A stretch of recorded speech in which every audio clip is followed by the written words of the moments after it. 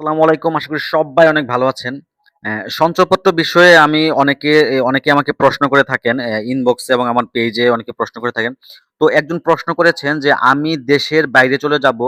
তো ১ মাস আগে আমি কি আমার সঞ্চয়পত্রে রিনিউ এর আবেদন করে যেতে পারবো?" আপনাকে বলছি, সঞ্চয়পত্র ১ মাস আগেও রিনিউ করা যায়। আপনি রিনিউ এর জন্য যেখানে সঞ্চয়পত্র ক্রয় করেছিলেন, সেখানে গিয়ে কিন্তু আপনি আবেদন দিতে পারবেন। এর জন্য আপনাকে একটা দরখাস্ত দিতে হবে, যেখানে আপনার নাম, ঠিকানা এবং রেজিস্ট্রেশন নাম্বার, কত টাকার সঞ্চয়পত্র ক্রয় করেছিলেন এবং সঞ্চয়পত্রের নাম কি? এই ধরনের একটা আবেদনপত্র আপনি জমা দিবেন। এরপর হচ্ছে আপনি যে সঞ্চয়পত্রের সার্টিফিকেটটি পেয়েছেন, সেটার একটা ফটোকপি জমা দিবেন। তারপরে আপনার জাতীয় পরিচয়পত্রের কপি দিবেন এবং সঞ্চয়পত্র যদি আপনার টোটাল ১০ লাখের উপরে হয়, তাহলে এই বছর যে ট্যাক্স আছে ২৫-২৬ এর, সেই কপিটা আপনাকে দিতে হবে। এই ৪ টা ডকুমেন্টস জমা দিয়ে আপনি দেশের বাইরে চলে যেতে পারেন। আপনার সঞ্চয়পত্রটি যদি মোবাইল নাম্বার রিলেটেড কোনো ঝামেলা না থাকে, তাহলে যে তারিখে মেয়াদ শেষ হবে, তার পরের দিন থেকেই সেটা রিনিউ হবে।